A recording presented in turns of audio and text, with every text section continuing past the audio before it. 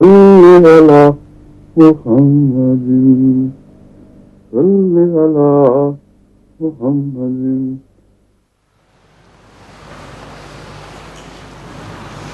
السلام علیکم.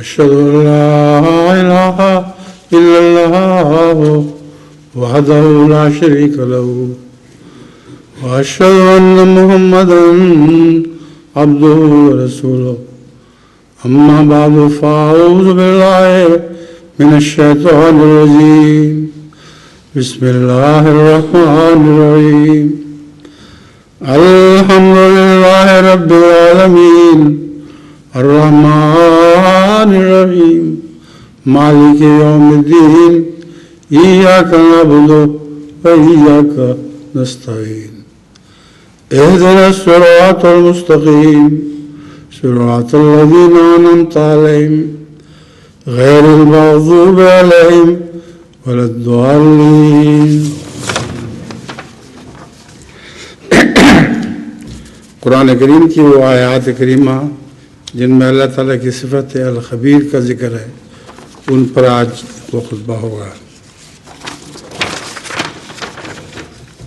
سورہ النساء آیت 95 میں ہے یا ایھا الذین آمنوا اذا ضربتم فی سبیل اللہ فتبینوا ولا تقولوا لمن القی الیکم السلام لست مؤمنا تبتغون عرض الحیاۃ الدنیا فعند اللہ مغانم کثیرہ کذالک کنتم من قبل فمن اللہ علیکم فتبینوا ان علیکم من اللہ کان بما تعملون خبیر.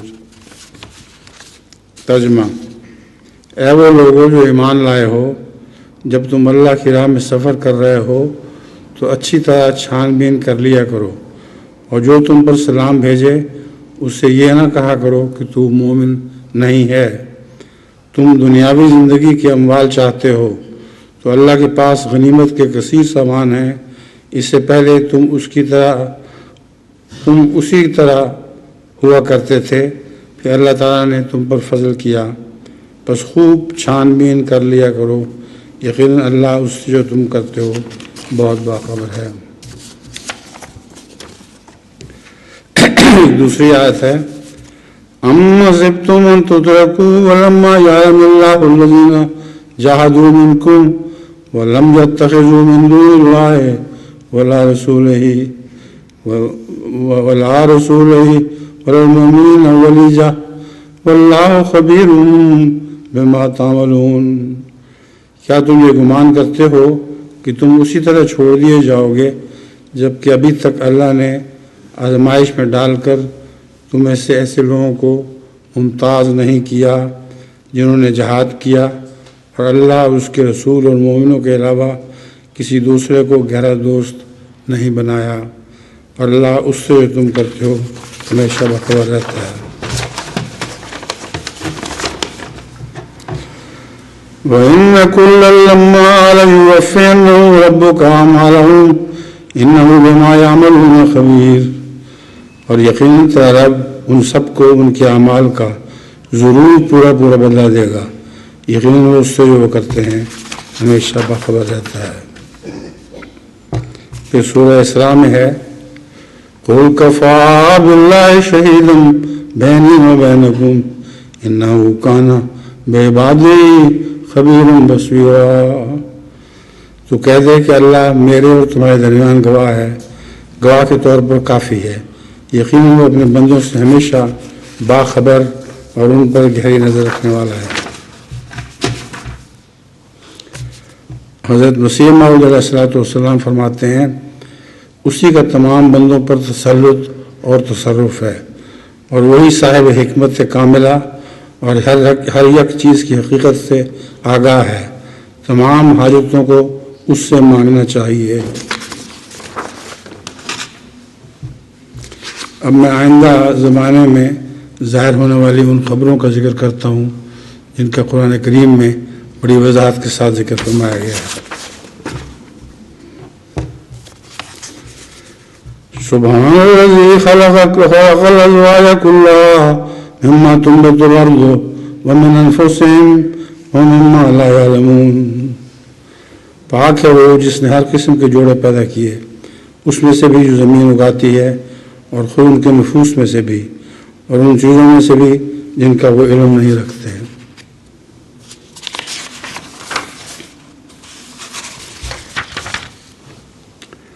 نزول قرآن کے دوران عربوں کو تو صرف کھجوروں کے نر اور مادہ کا علم ہوا کرتا تھا، اور ان کو یہ گمان بھی نہیں آ سکتا تھا کہ دوسرے قسم کے پھلوں اور پودوں کے بھی اللہ تعالیٰ نے جوڑے بنا رکھے ہیں۔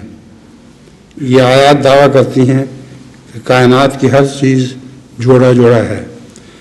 آج کے سائنسدانوں نے اس بات کو بہت گہرائی سے سمجھ لیا ہے کہ ان کی تحقیق کے مطابق نہ صرف ہر زندہ نباتات میں بلکہ مالیکیولز اور ایٹمز میں بھی جوڑے ملتے ہیں، یہاں تک کہ سب ایٹامک ذرات بھی جوڑے ہیں، اور مادہ یعنی میٹر کے مقابل پر ضد مادہ یعنی اینٹی میٹر کا بھی ایک جوڑا ہے۔ گویا اگر ساری کائنات کو سمیٹ دیا جائے تو اس کا مثبت مادہ اس منفی مادے سے مل کر کالعدم ہو جائے گا۔ غرضی کے جوڑوں کا مضمون ایک لامتناہی مضمون ہے، اور توحید کے مضمون کو سمجھنے کے لیے اس کا سمجھنا بہت ضروری ہے۔ زمین کی سرحدیں پھیلنے اور علم طبقات الارض کی ترقی کی خبر۔ وَإِذَا الْأَرْضُ مُدَّتْ وَأَلْقَتْ مَا فِيهَا وَتَخَلَّتْ، اور جب زمین کشادہ کر دی جائے گی اور جو کچھ اس میں ہے نکال پھینکے گی اور خالی ہو جائے گی۔ اس میں زمین کے پھیلا دیے جانے کا ذکر ہے۔ ویسے تو زمین اس دنیا میں پھیلائی ہوئی دکھائی نہیں دیتی، لیکن نزول قرآن کے زمانہ میں انسان کے علم میں صرف آدھی دنیا تھی، اور آدھی دنیا امریکہ وغیرہ کی دریافت کے ذریعہ مانند پھیلا دی گئی، اور یہی وہ دور ہے جس میں سب سے زیادہ زمین اپنے مدفون رازوں کو اٹھا کر باہر پھینک دے گی، گویا خالی ہو جائے گی۔ یہ نیا سائنسی ترقی کا دور امریکہ کے دریافت سے ہی شروع ہوتا ہے۔ امریکہ کو 1492 میں کرسٹوفر کولمبس نے دریافت کیا تھا۔ آسٹریلیا کی دریافت 2 مختلف وقتوں میں ہوئی۔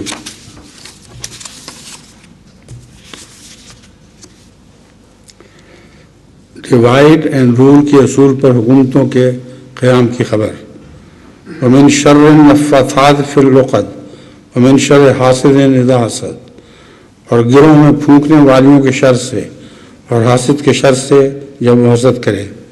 یہ ایک بہت ہی عظیم الشان پیشگوئی ہے اور ایسی قوموں کے متعلق ہے جن کے اقتدار کا راز ڈیوائڈ اینڈ رول کے اصول پر ہوتا ہے، یعنی جن قوموں پر انہوں نے فتح حاصل کرنی ہو ان کو آپس میں لڑا کر بے طاقت کر دیتے ہیں اور خود حاکم بن بیٹھتے ہیں۔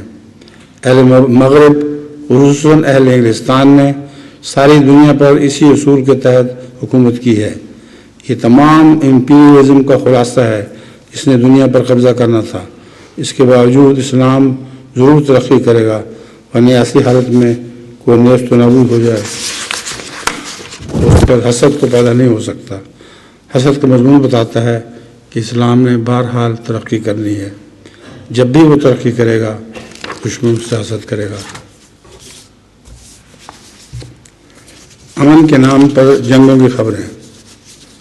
لبثوا فی کہفہم 300 سنین وازدادوا 9، اور اپنی غار میں 300 سال کے دوران گنتی کے چند سال رہے اور اس پر انہوں نے مزید 9 کا اضافہ کیا۔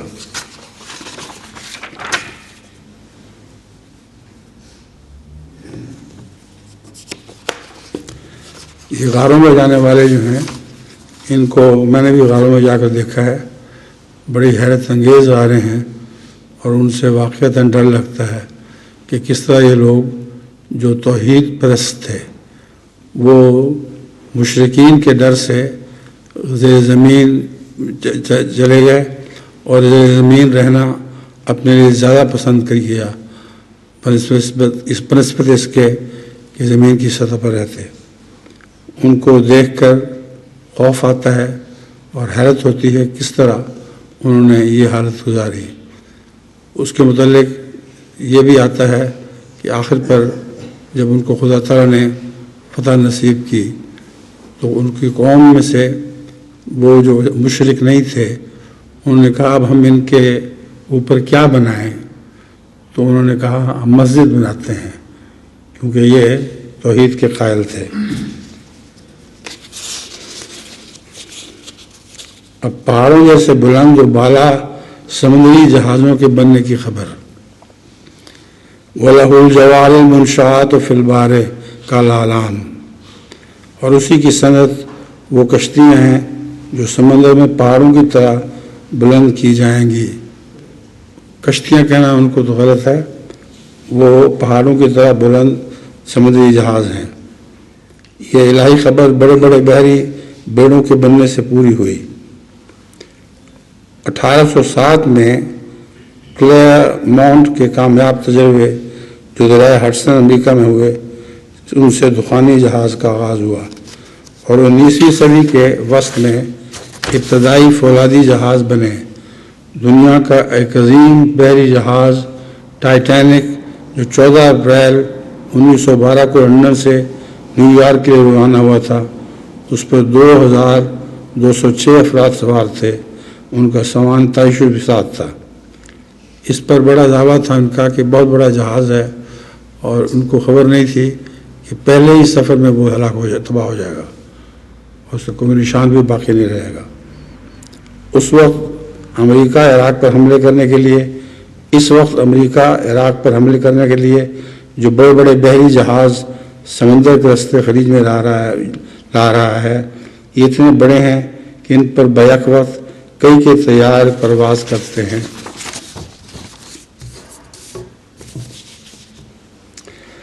پھر علم آثار قدیمہ سے متعلق قرآن کریم فرماتا ہے افلا یعلم اذا بعثر ما فی القبور وحصل ما فی الصدور ان ربهم بهم یومئذ لخبیر، بس کیا وہ نہیں جانتا کہ جب اسے نکالا جائے گا جو قبروں میں ہے اور وہ حاصل کیا جائے گا جو سینوں میں ہے، یقیناً ان کا رب اس دن ان سے پوری طرح باخبر ہوگا۔ آثار قدیمہ کے ذریعے قبروں کو کھود کر جو پرانی باتیں دریافت کی جا رہی ہیں، یہ بھی ایک حیرت انگیز مضمون ہے۔ اس سے پہلے حضرت صلی اللہ علیہ وسلم کے زمانے میں تو سوچا بھی نہیں جا سکتا تھا کہ قبروں کو کھیڑ کر آثار قدیمہ سے کے حالات دریافت کیے جائیں گے۔ چنانچہ اب سب دنیا میں آثار قدیمہ کا دور ہے اور حیرت انگیز طور پر پرانے دبے ہوئے زمانوں کی واقعات معلوم کر لیتے ہیں۔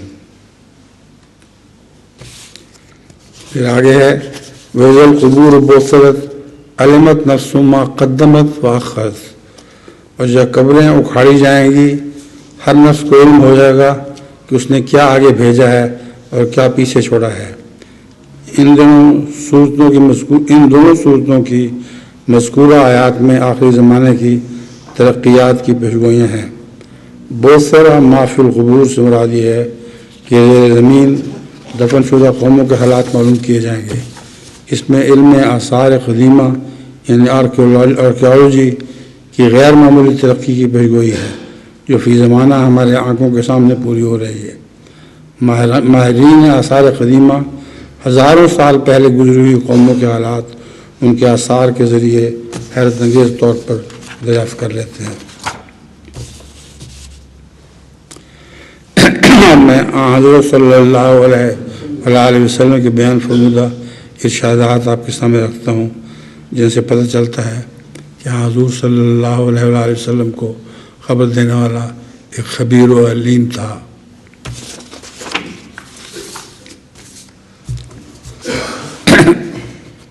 سراقہ بن مالک کے بارے میں حضور صلی اللہ علیہ وسلم کی خبر۔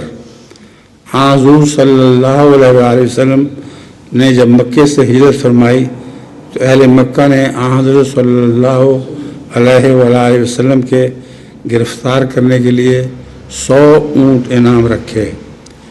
اس انعام کی لالچ میں سراقہ بن مالک بن جاشم بھی حضور صلی اللہ علیہ وسلم کی تلاش میں نکلا۔ 3 روز غار ثور میں قیام کے بعد جب حضور صلی اللہ علیہ وسلم حضرت ابو بکر کے ساتھ ایک غیر معروف راستے پر جا رہے تھے تو سراقہ نے حضرت اور حضرت ابو بکر کو دیکھ لیا اور انعام کی لالچ میں سرپٹ گھوڑا دوڑاتے ہوئے ان کا پیچھا کیا۔ جب قریب پہنچا تو سراقہ کے گھوڑے کی دونوں اگلی ٹانگیں زمین میں دھس گئیں اور وہ پیٹ کے بل زمین میں دھس گیا۔ اس پر اس نے فعال لی جو اس کے حق میں نہ تھی، چنانچہ اس نے رسول اللہ صلی اللہ علیہ وسلم سے امان طلب کی۔ حضور صلی اللہ علیہ وسلم نے چمڑے کے ایک ٹکڑے پر اسے امان لکھ کر دی۔ جب سراقہ واپس لوٹنے لگا تو حضرت صلی اللہ علیہ وسلم نے اسے فرمایا، سراقہ اس وقت تیرا کیا حال ہوگا جب تیرے ہاتھوں میں کسرا کے کنگن ہوں گے۔ اب اس میں ایک پہلو روایت کا مشکوک ہے، وہ یہ ہے کہ حضور صلی اللہ علیہ وسلم نے چمڑے کے ایک ٹکڑے پر اسے امان لکھ کر دی۔ حضور تو لکھنا پڑھنا نہیں جانتے تھے، تو اس سے شاید راوی کی یہ مراد ہو کہ حضرت ابو بکر نے وہ امان لکھ کر دی۔ بہرحال اس پر سراقہ نے حیران ہو کر پوچھا کہ کسرا بن ہرمز شہنشاہ ایران؟ اب پھر سراقہ کی آنکھیں کھلی کی کھلی رہی۔ کہاں عرب کے صحرا کا ایک بدوی، کہاں کسرا شہنشاہ ایران کے کنگن۔ مگر خدا کی قدرت کہ جب حضرت عمر کے زمانے میں ایران فتح ہوا اور کسرا کا خزانہ غنیمت میں مسلمانوں کے ہاتھ آیا تو کسرا کے کنگن بھی غنیمت کے مال کے ساتھ مدینے میں آیا۔ حضرت عمر نے سراقہ کو بلایا جو فتح مکہ کے بعد مسلمان ہو چکا تھا، اور اپنے سامنے اس کے ہاتھوں میں کسرا کے کنگن جو بیش قیمت جواہرات سے لدے ہوئے تھے پہنائے۔ تو اس طرح حضرت صلی اللہ علیہ وسلم نے سراقہ کو جو خوشخبری سنائی تھی وہ بڑی شان سے پوری ہوئی۔ علامہ ابن سعد نے طبقات میں لکھا ہے کہ حضرت عمر نے ہرمز کسرا ایران کے زیورات اور کنگن جب حضرت سراقہ بن مالک کو دیے اور انہوں نے کنگن اور کسرا کا لباس پہنا تو حضرت عمر نے اس پر خدا تعالیٰ کا شکر ادا کیا۔ ایک اور روایت میں آتا ہے، محمد روایت کرتے ہیں کہ ہم ابو ہریرہ رضی اللہ تعالیٰ عنہ کے پاس تھے ان کے جسم پر کتان کے 2 کپڑے تھے، انہوں نے کتان کے ایک کپڑے سے ناک صاف کیا اور فرمایا بخے بخے ابو ہریرہ، واہ واہ ابو ہریرہ، تیری بھی کیا شان ہے کہ تو کتان کے کپڑے سے ناک صاف کر رہا ہے۔ یہ کتان کے کپڑے ایران کے شہنشاہ کسریٰ کے تھے، اور ایران کی فتح پر حضرت عمر رضی اللہ تعالیٰ عنہ نے حضرت ابو ہریرہ کو بھجوائے تھے۔ کسریٰ نے اس کو زینت کے طور پر رومال کی طرح اپنی جیب میں ٹانکا ہوتا تھا، اور اس سے ناک صاف کرنے کا سوال ہی نہیں پیدا ہوتا تھا۔ اور حضرت ابو ہریرہ کی شان دیکھیں کہ وہ ناک اس سے صاف کر رہے تھے اور کہہ رہے تھے بخے بخے ابو ہریرہ۔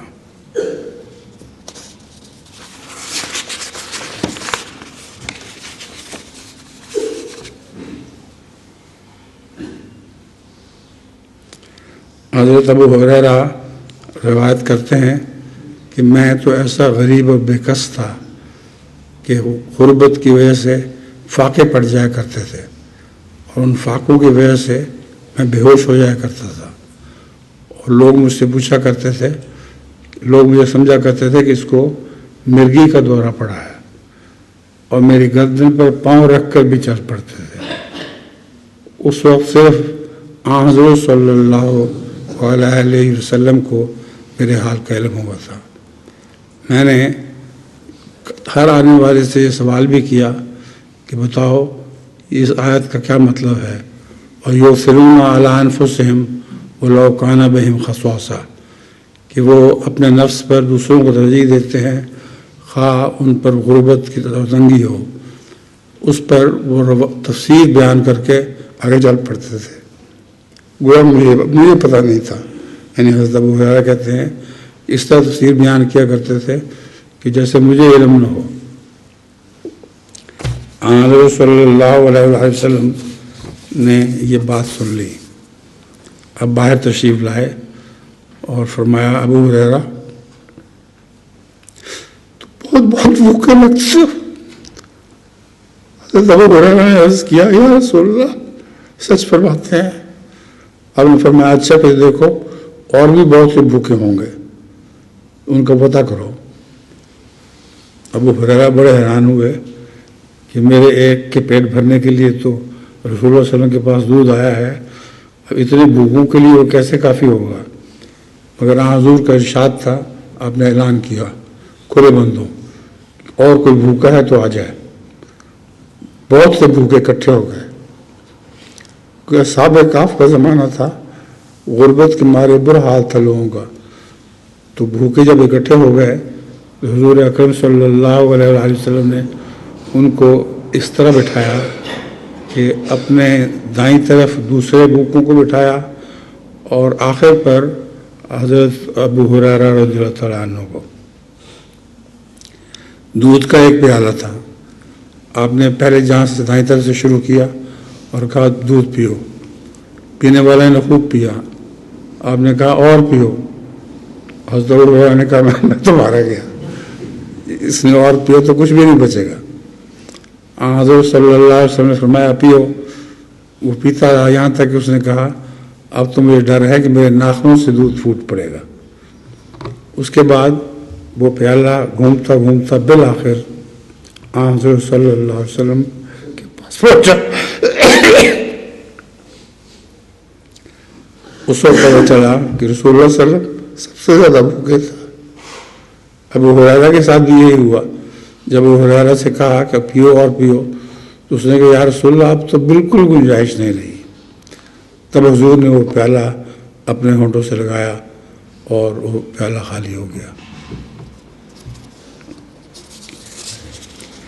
رؤسائے قریش کے قتل ہونے کی جگہیں حضرت صلی اللہ علیہ وسلم نے کشفاً دیکھ لی تھیں، یہاں تک کہ آپ ان کے متعلق سب کے متعلق یہ بتاتے تھے کہ فلاں فلاں ظالم اور غاصب فلاں جگہ قتل ہو کے گرے گا۔ ایک دوسری روایت میں آتا ہے کہ زمین پر نشان بھی لگا دیے تھے۔ صحابہ بیان کرتے ہیں کہ حضرت صلی اللہ علیہ وسلم نے جس جگہ نشان بنائے تھے وہیں وہ ان کے صاحب گر کے مارے گئے۔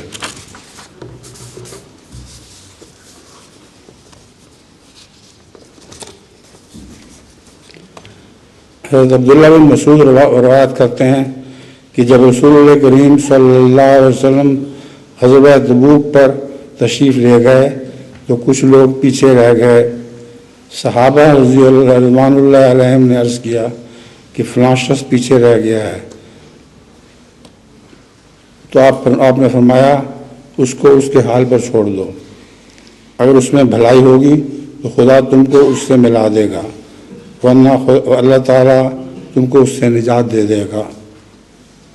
یہاں تک کہا گیا تھا کہ ابو ذر پیچھے رہ گئے ہیں کیونکہ ان کا اونٹ سست تھا۔ آپ نے فرمایا کہ چھوڑو، اگر اس میں بھلائی ہوگی تو خدا تم کو اس سے ملا دے گا، ورنہ اللہ تعالیٰ تم کو اس سے نجات دے دے گا۔ حضرت ابو ذر اپنے اونٹ کے اس رفتاری کی وجہ سے ملامت کرتے رہے، اور جب دیکھا کہ نہیں مانتا تو اپنا سامان اپنی پیٹھ پر لادا اور رسول اللہ صلی اللہ علیہ وسلم کے پیچھے چل پڑے۔ ایک مقام پر رسول اللہ صلی اللہ علیہ وسلم نے پڑاؤ فرمایا اور مڑ کر دیکھا تو ابو ذر چلے آ رہے تھے۔ آپ نے بڑی خوشی سے فرمایا کہ ابو ذر ہے۔ آپ نے فرمایا اللہ ابو ذر پر رحم کرے، اکیلا چلتا ہے، اکیلا ہی فوت ہوگا اور اکیلا ہی اٹھایا جائے گا۔ پھر زمانے میں پلٹا کھایا، حضرت ابو ذر رضی اللہ تعالیٰ عنہ ربضہ نامی جگہ پر جا کر رہنے لگے اور بالآخر وہیں وفات ہوئی۔ آپ کی وفات کا علم حضرت عبداللہ بن مسعود کو ہوا۔ انہوں نے کہا رسول اللہ صلی اللہ علیہ وسلم نے سچ فرمایا تھا کہ ابو ذر اکیلا چلتا ہے اور اکیلا ہی فوت ہوگا اور اکیلا ہی اٹھایا جائے گا۔ حضرت علی بن حاتم بیان کرتے ہیں کہ میں رسول اللہ صلی اللہ علیہ وسلم کے پاس بیٹھا ہوا تھا کہ ایک شخص آپ کے پاس آیا اور اپنے فاقے کی شکایت کی، پھر ایک اور شخص آیا اور رازنی کی شکایت کی۔ اس پر اللہ تعالیٰ نے آمد صلی اللہ علیہ وسلم نے فرمایا، اے علی کیا تم نے ہیرا نامی شہر دیکھا ہے؟ میں عرض کی یا رسول اللہ دیکھا ہے، نہ دیکھا نہیں سنا ہے۔ آپ نے فرمایا اگر تمہاری زندگی ہوئی تو تم ضرور دیکھو گے کہ ایک مسافر عورت ہیرا سے چلے گی اور خانہ کعبہ کا طواف کرے گی اور خدا کے سوا کسی سے بھی نہیں ڈرے گی۔ حضرت علی بن حاتم کہتے ہیں کہ میں نے خیال کیا کہ اگر یہ بات ہونی ہے تو پھر تئی قبیلہ کے بدکار لوگ کہاں جائیں گے جن کا کام ہی ملک میں آگ لگانا ہے، اور اگر تیری عمر لمبی ہوئی تو تم ضرور دیکھو گے کہ کسرا کے خزانے کھولے جائیں گے۔ میں عرض کی کسرا بن ہرمز؟ آپ نے فرمایا کہ ہاں کسرا بن ہرمز۔ پھر فرمایا اگر تمہاری عمر لمبی ہوئی تو تم ضرور دیکھو گے کہ ایک شخص مٹھی پر سونا یا چاندی دینے کے لیے نکلے گا اور اسے قبول کرنے والا نہ پائے گا۔ عدی کہتے ہیں میں نے مسافر عورت کو ہیرا سے اکیلے سفر کر کے خانہ کعبہ کا طواف کرتے ہوئے دیکھا ہے اور خدا کے سوا اسے کسی کا خوف نہ تھا، اور میں وہ شخص ہوں جس نے کسرا بن ہرمز کے خزانے کھولے۔ بالمقابل شخص کو مخاطب کر کے کہا اگر تمہاری زندگی لمبی ہوئی تو تم ضرور دیکھو گے جو ابو القاسم صلی اللہ علیہ وسلم نے فرمایا تھا کہ ایک شخص مٹھی پر سونا چاندی دینے کے لیے نکلے گا اور اسے قبول کرنے والا نہ پائے گا۔ اب صحابہ رضوان اللہ علیہم پر ایک بہت ہی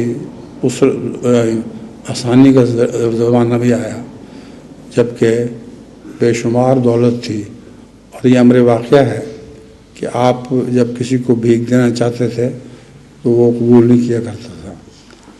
رات کے اندھیرے میں بعض دفعہ ایک صحابی کے متعلق آتا ہے کہ وہ نکلے کہ چھپ کے میں دوں گا، تو جس کو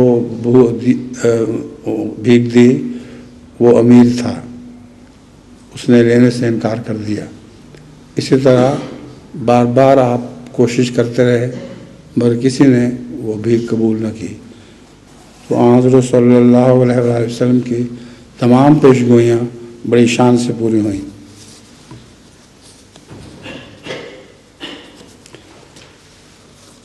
ایک موقع پر حضرت صلی اللہ علیہ وسلم احد پہاڑ پر چڑھے تو احد پہاڑ پہ لرزہ طاری ہوا، زلزلہ سا آیا۔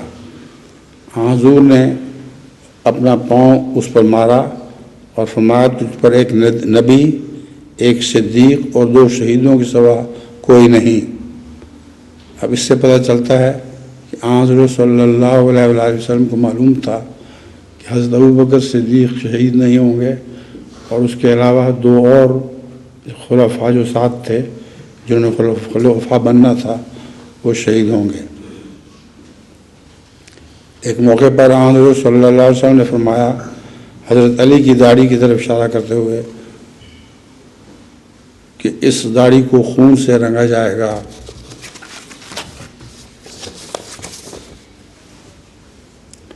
حضرت مسیح موعود علیہ السلام نے آئندہ زمانے میں ظاہر ہونے والے جن واقعات کی خبر دی ہے ان کے چند نمونے۔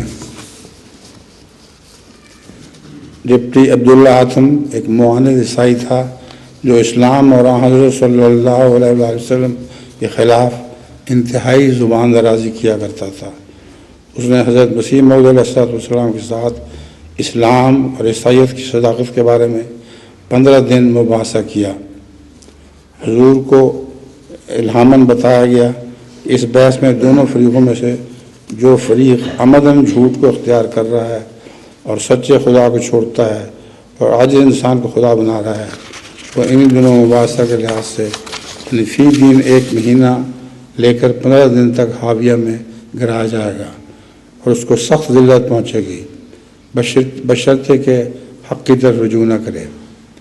حاتم اتنا خوف زدہ ہو گیا کہ وہ ایک شہر سے دوسرے شہر میں دوڑی پھرتا تھا، اور اس کو بہت خوفناک آدمی نظر آتے تھے جو خنجر لے کر اس پر حملہ ہوتے تھے، اور ڈر کے مارے وہ توبہ کیا کرتا تھا، کانوں کو ہاتھ لگاتا تھا کہ میں نے تو محمد رسول اللہ کو کبھی گالیاں نہیں دی،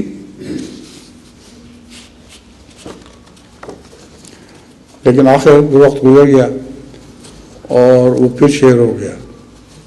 اس نے پھر اعلان کر دیا کہ میں نے جو کچھ بھی کہا تھا وہ خوف کے اثر سے کہا تھا، اب میں ایسا نہیں کرتا۔ اس پر حضرت مسیح موعود علیہ السلام نے فرمایا کہ وہ قسم کھا کر وہ اعلان کرے کہ میں خوف زدہ تھا اس لیے مجھ سے یہ باتیں ہوئیں، میں ابھی بھی حضرت صلی اللہ علیہ وسلم کی تصدیق کرتا ہوں۔ اگر اس نے اب یہ قسم نہ بھی کھائی تو وہ حاویہ میں گرایا جائے گا اور کوئی طاقت اس کو اب روک نہیں سکتی مرنے سے، ذلت کی موت وہ مارا جائے گا۔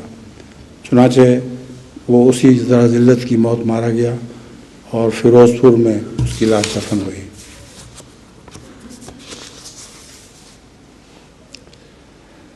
حضرت مسیح موعود علیہ السلام فرماتے ہیں، جو میرے قتل کرنے کے لیے مارٹن کلارک کی طرف سے عدالت کپتان ڈگلس میں پیش ہوا تھا، اس مقدمے سے کچھ خفیف تھا جو مذہبی اختلاف کی وجہ سے نہ کسی خون کے اتہام سے یہودیوں کی طرف سے عدالت پیلاطوس میں دائر کیا گیا تھا، مگر چونکہ خدا زمین کا بھی بادشاہ ہے جیسا کہ آسمان کا ہے، اس لیے اس مقدمہ کی پہلے سے مجھے خبر دے دی کہ یہ ابتدا آنے والا ہے، پھر خبر دے دی کہ میں تم کو بری کروں گا، اور وہ خبر صدہا انسانوں کو قبل از وقت سنائی گئی اور آخر مجھے بری کیا گیا۔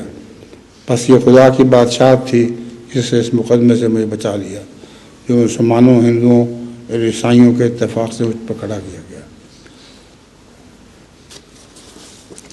اس پر جج نے حضرت مسیح علیہ السلام کو فرمایا تھا کہ اگر آپ چاہتے ہیں تو ان لوگوں پر اب مقدمہ کر دیں جنہوں نے آپ پر جھوٹا دعویٰ کیا ہے۔ حضرت مسیح علیہ السلام نے فرمایا، میرا مقدمہ آسمان پر ہے۔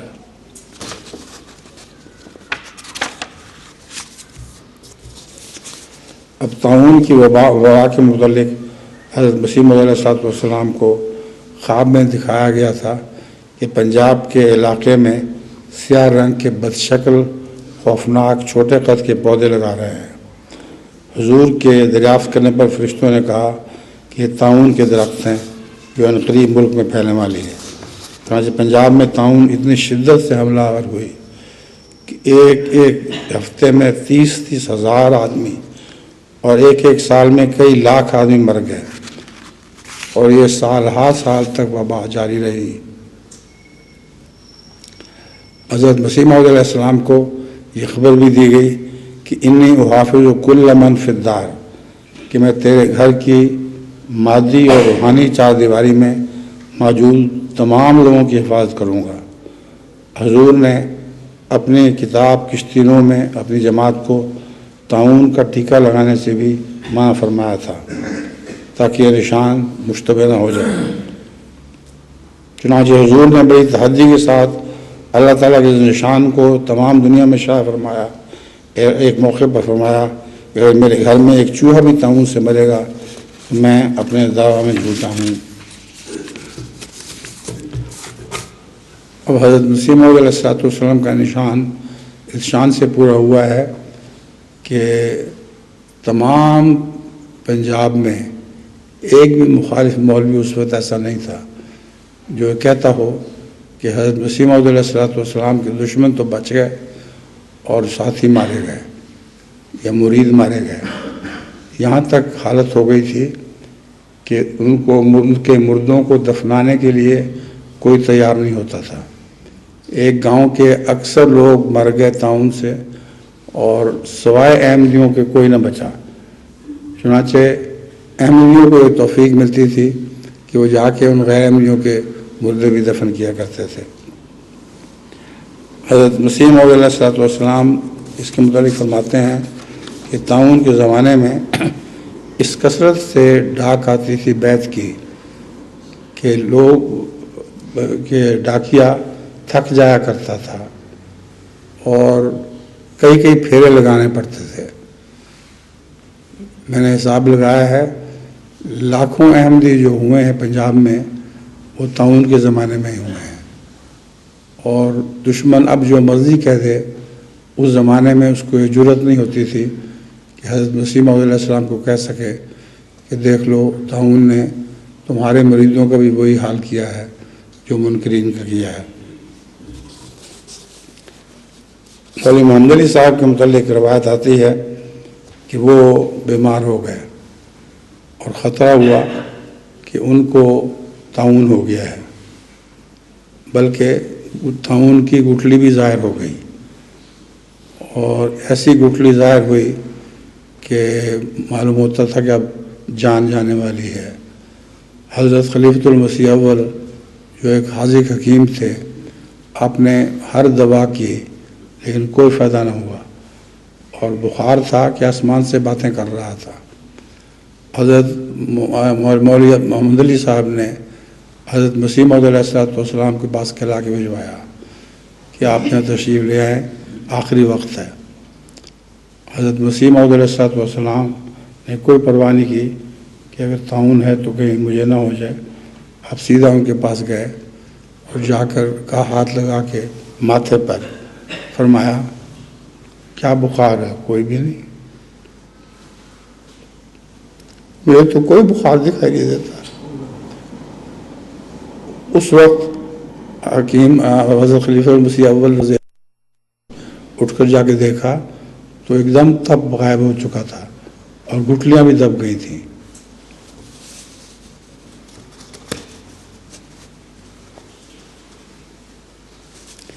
حضرت مسیح موعود علیہ السلام کا علم غیب خدا تعالیٰ سے پانے کا ایک اور واقعہ۔ حضرت میاں فضل محمد صاحب عرسیاں والے حافظ حمد علی صاحب سے روایت کرتے ہیں کہ ایک دفعہ مجھے حضرت اقدس نے ایک کام کے لیے ایک غیر ملک میں بھیجا۔ ایک مقررہ جہاز پر روانہ ہوا۔ جب جہاز نصف سفر طے کر چکا تو سمندر میں سخت طوفان اٹھا، یہاں تک کہ لوگ چلانے لگے اور کپتان نے اعلان کر دیا کہ اب یہ جہاز غرق ہونے والا ہے، اس لیے اپنی آخری دعائیں کر لو۔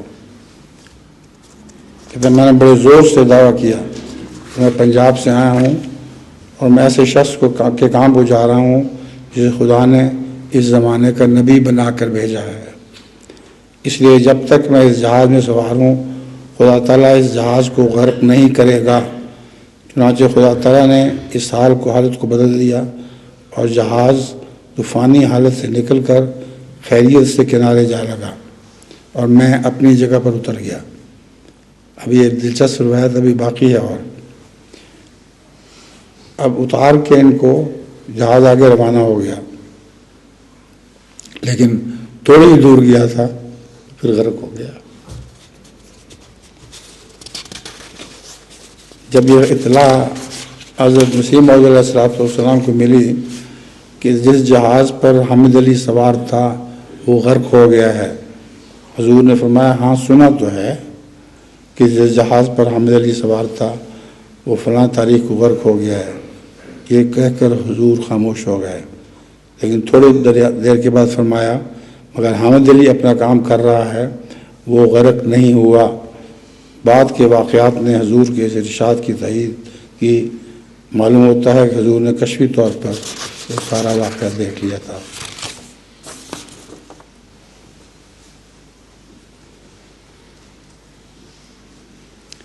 شیخ زین العابدین صاحب اور حضرت حافظ حامد علی صاحب سے متعلق روایت ہے کہ حضرت مسیح موعود علیہ السلام نے فرمایا کہ حافظ حامد علی کی نسبت تو مجھے الہام بھی ہو چکا ہے کہ زندہ آئے گا اور فائدہ حاصل کر کے آئے گا۔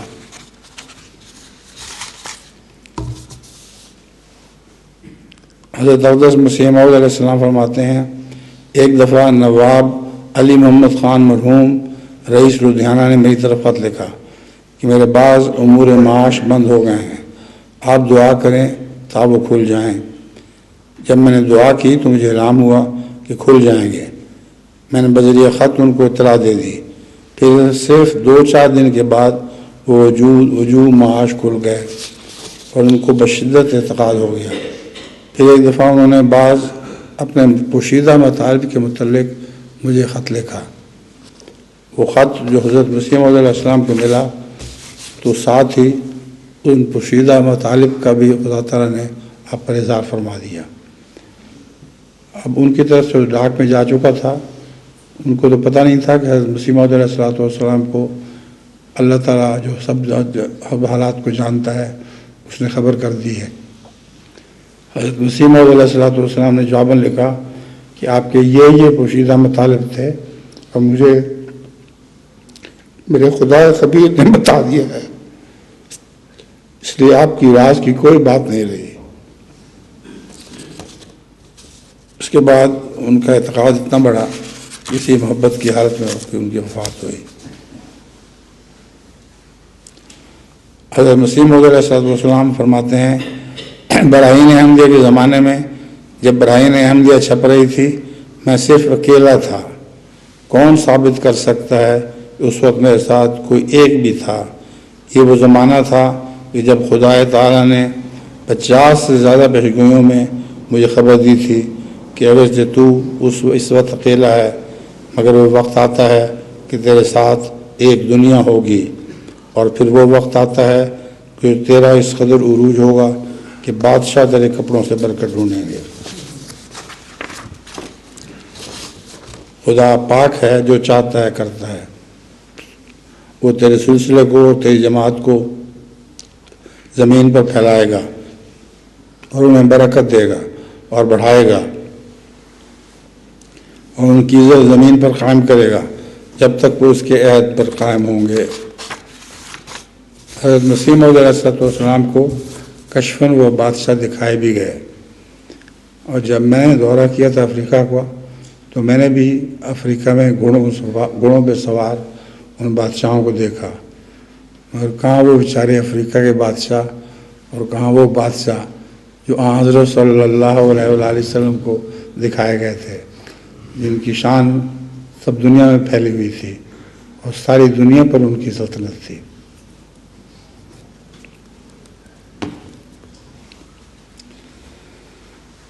الحمدللہ نحمدہ ونستعینہ ونستغفرہ ونؤمن بہ ونتوکل علیہ ونعوذ باللہ من شرور انفسنا ومن سیئات اعمالنا من یہدہ اللہ فلا مضل لہ ومن یضلل فلا ہادی لہ ونشہد ان لا الہ الا اللہ ونشہد ان محمدا عبدہ ورسولہ۔